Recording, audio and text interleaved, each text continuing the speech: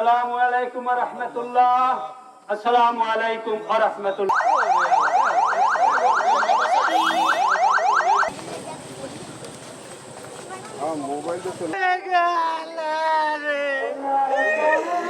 একজন মানুষ সমাজে কারো দ্বারা উৎপীড়িত হলে, নির্যাতিত হলে, সে যদি বিচার প্রার্থী হয়, সেই বিচারের প্রক্রিয়া কেন বিলম্বিত হবে? এটা আজকে গোটা জাতির প্রশ্ন, এটা আজকে সাধারণ মানুষের প্রশ্ন। লামিয়ার তার যে পৃথিবী থেকে চলে যাওয়া, তার এই যে মৃত্যু, এর মধ্যে দিয়ে গোটা জাতির সামনে একটা বড় প্রশ্ন হয়ে দাঁড়িয়েছে যে জন্য 5ই আগস্টের যে মহাবিপ্লব ঘটলো, সেটা তো কিছু না, সেটা হচ্ছে আমরা গণতন্ত্র প্রতিষ্ঠা করতে চাই। আর গণতন্ত্রের মর্মবাণী কি? গণতন্ত্রের মর্মবাণী হচ্ছে আপনার আইনের শাসন, ন্যায় বিচার প্রতিষ্ঠা করা। আদালত হচ্ছে সেই জায়গা যেখানে মানুষ অন্য কোথাও বিচার না পেয়ে আদালতের আশ্রয় লাভ করে। সেটা হচ্ছে মানুষের সর্বশেষ আশ্রয়ের জায়গা। সেখান থেকে যদি মানুষ বিচ্যুত হয়, সেখান থেকে মানুষ যদি বঞ্চিত হয়, তাহলে সেই সমাজে নৈরাজ্যের কালো অন্ধকার নেমে আসে। সেই সমাজের মধ্যে পরিব্যাপ্ত হয় এক ভয়ঙ্কর হতাশা। তো সেটা এই ধরনের ফ্যাসিবাদের পতনের পরে এখনো কেন সেই পরিস্থিতি বিরাজ করবে? এখনো কেন তৃণমূল থেকে, গ্রামগঞ্জ থেকে, পাড়া মহল্লা থেকে জাতীয় পর্যায় পর্যন্ত প্রত্যেকটি জায়গায় যদি স্বস্তি নেমে আসে, তাহলে কেন পাড়ায় মহল্লায়, গ্রামে গঞ্জে, আজকে বখাটে, আজকে সমাজ বিরোধীরা তারা আধিপত্য বিস্তার করবে? সেটার দায়িত্ব জনপ্রশাসনের, সেটা দায়িত্ব সমাজের প্রত্যেকটি মানুষের।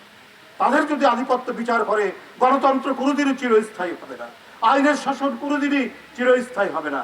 এবং জনগণ যাকে নির্বাচিত করবে একটা স্বচ্ছ অবাধ নির্বাচনের মধ্যে দিয়ে, সেই অবাধ স্বচ্ছ নির্বাচন আমরা কোনোদিনই পাবো না যদি জনসমাজের মধ্যে দুর্বৃত্ত দৌরাত্ম্য যদি বাড়তে থাকে এবং তাদের যদি আধিপত্য থাকে। প্রত্যেকটি মানুষ, প্রতিটি মেয়ে, প্রতিটি বাড়ির কন্যা যারা স্কুলে যায়, কলেজে যায় এবং যারা যেভাবেই বিচরণ করুক না কেন, প্রত্যেকের নিরাপত্তা নিশ্চিত করবে যে সমাজ, যে রাষ্ট্র, সেটাই হচ্ছে আদর্শ গণতান্ত্রিক রাষ্ট্র।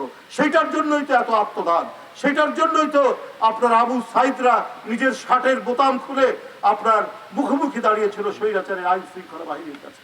সেটার জন্যই তো আপনার আহনাফ, মুগ্ধ তারা গুলি খাচ্ছে, অথচ তার সতীত্বের জন্য পানির বোতল নিয়ে এগিয়ে গেছে। আজকে 8 মাস পেরিয়ে গেল, আমরা সেই স্বপ্ন, সেই শহীদদের স্বপ্ন বাস্তবায়ন করার জন্য আমরা উন্মুখ হয়ে আছি। আমরা সেটি বাস্তবায়ন যাতে হয়, সেজন্য গোটা জাতি তাকিয়ে আছে। বাংলাদেশ হবে একটি শান্তির দেশ, একটি স্বস্তির দেশ। প্রত্যেকটি মানুষ, সে যে পর্যায়েরই হোক না কেন, প্রত্যেকেরই নিরাপত্তা নিশ্চিত হবে। কেউ যেন কারো দ্বারা, শক্তিশালী মানুষ, অর্থবিত্তের মানুষ, যারা প্রভুত্বকামী, তাদের দ্বারা যেন সাধারণ নিরীহ গরিব মানুষ যাতে কোনোভাবেই আজকে লাঞ্ছিত হতে না পারে, নিরাপত্তাহীনতার মধ্যে ঢুকতে না পারে, সেইটাই তো আমাদেরকে দেখা উচিত 5ই আগস্টের পর। তাই যথাসময়ে যথাযথভাবে লামিয়া যখন তার নিরাপত্তার কথা বলছিল, সে যখন বিচার চাচ্ছিল, তার উপর উৎপীড়নের সেই বিচারিক প্রক্রিয়া ত্বরান্বিত হলে আজকে হয়তো তার জীবনটি চলে যেত না। নরপিশাচের চোখ থেকে আমরা আমাদের বোনকে রক্ষা করতে পারিনি। এটা আমাদের সারা জীবনের জন্য শিক্ষা, আমাদের বাংলাদেশের জন্য শিক্ষা।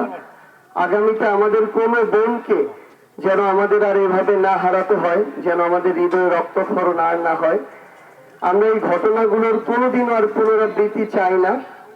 এ কারণে আমাদের জায়গা থেকে অন্তর্বর্তীকালীন সরকারের কাছে একটাই চাওয়া, যে আমরা কিছুদিন আগে আমাদের ছোট্ট বোন আসিয়াকে হারিয়েছি, আজকে আমরা আমাদের আরেকজন বোনকে হারালাম।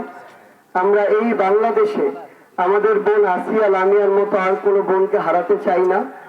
এই খুনিদের সর্বোচ্চ শাস্তি মৃত্যুদণ্ড আমরা আগামী যে 90 দিনের যে সময়, তার মধ্যে আমরা তাদের মৃত্যুদণ্ড দেখতে চাই। এবং এই মৃত্যুদণ্ড যদি প্রকাশ্যে আমাদের সামনে নাও দেওয়া হয়, তাহলে তাদের ওই মৃত্যুদণ্ড দেওয়ার যে চিত্র, সেই ছবি এবং ভিডিও পুরো পৃথিবীর সামনে আসা দরকার। তাহলে আগামীতে আর কোনো নরপিশাচ, যাদের কারণে আমরা আমাদের বোন আসিয়া, লামিয়াদেরকে হারিয়েছি, তারা এই বাংলাদেশে আর জন্ম নেবে না।